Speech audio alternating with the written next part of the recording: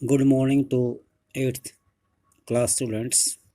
आज हमने कल चैप्टर किया था फर्स्ट भारतीय संविधान उससे आगे पढ़ रहे हैं। अब संविधान के कार्य हमने कुछ तो किए थे, उसके बाद नेक्स्ट जो संविधान का महत्वपूर्ण काम है वो ये होता है कि जब भी कोई ताकतवर समूह किसी दूसरे या कम ताकतवर समूह या लोगों के खिलाफ अपनी ताकत का इस्तेमाल न करे, यानी बेवजह किसी को भी तंग ना करे। अगर किसी के पास ताकत है तो उसका लोगों के कल्याण के लिए इस्तेमाल करे, किसी को सताने में न करे। नीचे कहानी के माध्यम से दिखाया गया है, इसको आप समझने की कोशिश करें। ये गेम पीरियड स्टार्ट हो जाता है। कुछ लड़के कहते हैं चलो आज हम कुछ नया खेलते हैं बास्केटबॉल, लेकिन कुछ लड़के कहते हैं नहीं हम क्रिकेट ही खेलेंगे। अब उनमें से एक कहते हैं हमें वही करना होगा जो ये लड़के चाहते हैं, अर्थात जो ये बात कह रहे हैं उनकी संख्या कम है। वो ये कह रहा है कि हमें उनकी बात माननी पड़ेगी क्योंकि वे संख्या में ज़्यादा है। अब मैडम को दूसरा लड़का कहता है मैडम को फैसला लेने का कोई और तरीका सोचना चाहिए, क्योंकि इससे हमारी बात पर गौर नहीं हो पाती और हम चाहते हैं कि हमारी भी मांग पर गौर की जाए। तो इस तरह के एग्जाम्पल लोकतंत्र में आपको कई प्रकार देखने को मिल जाएंगे।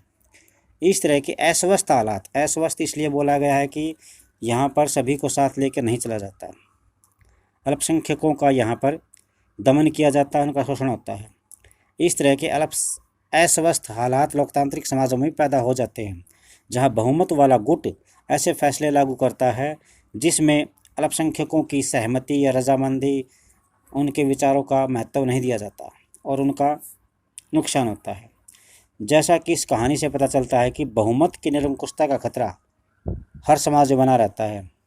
संविधान में दिए गए नियमों से इस बात का ख्याल रखा जाता है कि अल्पसंख्यकों को किसी ऐसी चीज़ से वंचित न किया जाए जो बहुसंख्यकों को सामान्य रूप से मिल पाती हैं। अल्पसंख्यकों पर बहुसंख्यकों की इस निरंकुशता या दबदबे पर प्रतिबंध लगाना भी संविधान का महत्वपूर्ण कार्य है। यह दबदबा एक समुदाय द्वारा दूसरे समुदाय के ऊपर भी हो सकता है, जिसे अंतर सामुदायिक वर्चस्व कहते हैं, या फिर एक ही समुदाय के भीतर कुछ लोग दूसरे समुदाय को दबा देते हैं, जिसे अंतः सामुदायिक वर्चस्व कहते हैं। ये नहीं होना चाहिए। लोकतंत्र इस बात की सुरक्षा की जिम्मेवारी लेता है कि ऐसा समाज के किसी भी सामुदायिक में नहीं होगा। संविधान क्यों होना चाहिए, इसका तीसरा महत्वपूर्ण कारण ये है कि हम खुद को अपने आप से बचा सकें। ये बात आपको सुनने में तो ज़रा अजीब लगती है। असल में इसका मतलब है कि कई बार हम किसी मुद्दे पर बहुत तीखे ढंग से सोचने लगते हैं। ऐसे विचार हमारे हितों के लिए नुकसान वाले हो सकते हैं। संविधान हमें ऐसी भावनाओं से बचाने में मदद करता है। इसे इस चित्रकथा के माध्यम से समझते हैं। ये शबनम नाम की लड़की है, ये दुविधा में है क्योंकि शबनम को टीवी देखने का भी शौक़ है और पढ़ाई में भी ये ठीक ठाक है। तो शबनम की परीक्षा कल है और इसे 2 चैप्टर रिवाइज करने हैं, लेकिन उसी समय शाम को टीवी पर इसका मनपसंद कार्यक्रम भी आता है। इसका टीवी देखने का बहुत मन करता है। ये नहीं चाहती कि मैं पढ़े जाऊं और दूसरे सदस्य परिवार के टीवी देखते रहें। तो ये इसके परिवार वाले पूछते हैं शबनम तुम परेशान लग रही हो, क्या बात है? तब ये कहती है कि मुझे यह टीवी कार्यक्रम देखना है, लेकिन कल मेरी परीक्षा है। अगर आप लोग टीवी देखेंगे तो मेरा टीवी का प्रोग्राम भी देखने को मन करेगा। मुझे एक बात दिमाग में आ रही है कि आज रात को कोई भी टीवी न देखे, तब शायद मेरा मन टीवी देखने को नहीं करेगा। तो ये दुविधा थी शबनम की। अच्छा हुआ मैंने कल टेलीविज़न नहीं देखा। पेपर देने के बाद उन आखिरी 2 अध्यायों में इतने सारे इम्पोर्टेंट क्वेश्चन आए हैं। अगर इसने टीवी देखा होता तो वे क्वेश्चन रह जाते। तो ये दुविधा में, इसलिए ये समस्या हमारे साथ बनती है। तो संविधान हमें ऐसे फैसले लेने से भी रोकता है जिसमें उन बड़े सिद्धांतों को ठेस पहुंचती है जिसमें देश विश्वास रखता है, आस्था रखता है। उदाहरण के तौर पर हो सकता है कि लोकतंत्र को मानने वाले अधिकांश लोग गंभीरता से महसूस करने लगे कि दलगत राजनीति यानी पार्टी पॉलिटिक्स बहुत खराब हो चुकी है, विकृत हो चुकी है। इसलिए अब इन चीज़ों को ठीक करने के लिए किसी तानाशाह को शासन सौंप देना चाहिए या फौजी शासन यहाँ पे होना चाहिए। इस भावना में बहकर लोग इस बात को महसूस नहीं करते कि लंबे दौर में तानाशाही शासन उनके सारे हितों को तहस नहस कर देगी। एक अच्छा संविधान देश की बुनियादी संरचना को इस प्रकार के तनाव से, टेंशन से बचाता है। यह ऐसे प्रावधानों को आसानी से पलटने नहीं देता जिनके जरिए नागरिकों को अधिकारों का आश्वासन मिलता रहता है और उनकी स्वतंत्रता की रक्षा होती है। इस चर्चा से आप समझ जाएंगे कि संविधान किसी भी लोकतांत्रिक समाज में कितना महत्वपूर्ण भूमिका निभाता है। अब यहाँ पर कुछ भारतीय संविधान के मुख्य लक्षण दिखाए गए हैं। इनको हम भारतीय संविधान की विशेषताएं बोल सकते हैं। उससे पहले हम इसको स्टार्ट करें।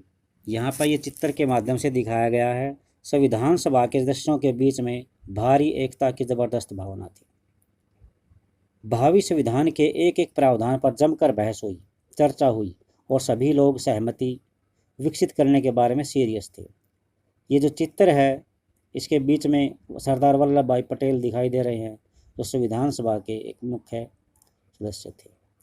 तो अब हम संविधान की विशेषताएं करते हैं।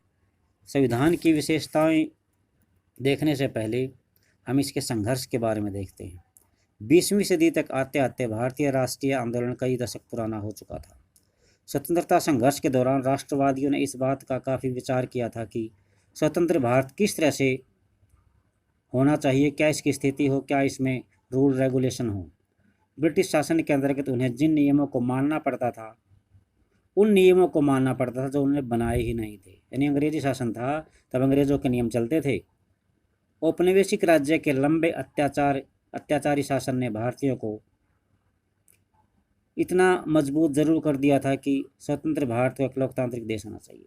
यानी अंग्रेजी शासन के जुल्म सहते सहते उन्हें यह महसूस होने लगा कि हमारा खुद का संविधान होना चाहिए जो हमने बनाया हो, पर जहां उस संविधान में प्रत्येक नागरिक को समान माना जाएगा और सभी को सरकार में हिस्सेदारी मिलेगी। इसके बाद यह तय करना था कि भारत में लोकतांत्रिक सरकार का गठन कैसे किया जाए और कामकाज के नियम क्या हों। यह काम किसी एक आदमी के बस का नहीं था। इसमें 300 लोगों ने भाग लिया था, अर्थात संविधान सभा के सदस्यों की संख्या 300 थी। ये ध्यान रखना। 1946 में गठित की गई थी संविधान सभा। भावी संविधान के निर्माण के लिए अगले 3 साल अर्थात नवंबर 49 में ये कंप्लीट हुआ था संविधान बनकर, तब तक बैठ के चलती रही। संविधान सभा के इन सदस्यों के सामने बड़ी जिम्मेवारी थी। देश में कई समुदाय थे, इनकी न तो भाषा एक थी, न धर्म एक था और न ही एक जैसी संस्कृति थी। वैसे भी जब संविधान लिखा जा रहा था तो उस समय हमारा देश भारी उथल पुथल से गुजर रहा था। भारत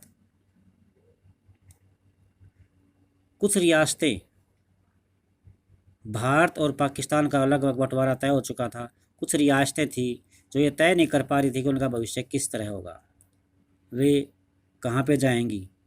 जनता की सामाजिक आर्थिक स्थिति बहुत खतरनाक थी। संविधान सभा के सदस्यों के सामने ये सारे मुद्दे मौजूद थे, लेकिन उन्होंने अपने इस ऐतिहासिक दायित्व को बहादुरी से पूरा किया, कंट्रोल किया इन सब पर और देश को एक कल्पनाशील दस्तावेज दिया जिसमें राष्ट्रीय एकता को बनाए रखते हुए विविधता के प्रति गहरा सम्मान दिखाई देता है। उन्होंने जो दस्तावेज तैयार किया उसमें सामाजिक आर्थिक सुधारों के लिए जरिए यानी ऐसे सामाजिक आर्थिक सुधार करेंगे कि गरीबी का जड़ से उन्मूलन हो जाए, जड़ से ख़त्म हो जाए गरीबी। जनप्रतिनिधि यानी हमारे एमपी और एमएलए के चुनने में जनता की काफ़ी महत्वपूर्ण भूमिका हो। आगे के हिस्से में भारतीय संविधान के कुछ मुख्य आयामों का उल्लेख किया गया है। इसमें इन बातों को पढ़ते हुए विविधता, एकता, सामाजिक आर्थिक सुधार, प्रतिनिधित्व से संबंधित उपरोक्त चिंताओं को लगातार ध्यान में रखिए, जिनसे इस दस्तावेज को लिखने वाले जूझ रहे थे। इसे समझने की कोशिश कीजिए और उन्होंने स्वतंत्र भारत को एक शक्तिशाली लोकतांत्रिक समाज बनाने के लिए किस तरह से इन समस्याओं को हल किया, इसका ध्यान दीजिए। अब इसकी पहली जो विशेषता होती है वह संघवाद, फेडरलिज्म। इसका मतलब है देश में एक से अधिक स्तर की सरकारों का होना। हमारे देश में राज्य स्तर पर भी सरकार है, केंद्र स्तर पर भी, यानी लगभग 29 स्टेट्स हैं, उनकी सबकी अपनी अपनी सरकार, गवर्नमेंट है, और सेंटर में भी। तो पंचायती राज व्यवस्था शासन का तीसरा स्तर है, जिसके बारे में आप 6th क्लास में पढ़ चुके हैं। कक्षा 7 की किताब में आपने राज्य सरकार के कामकाज को देखा था, और यहाँ पर हम सेंट्रल गवर्नमेंट के बारे में ज़्यादा पढ़ेंगे।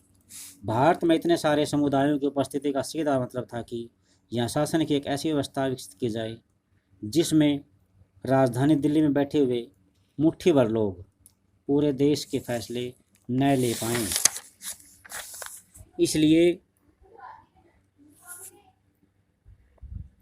इसलिए प्रांतीय स्तर पर भी सरकार की व्यवस्था की गई ताकि वे अपने इलाकों के हिसाब से अपने फैसले ले सकें।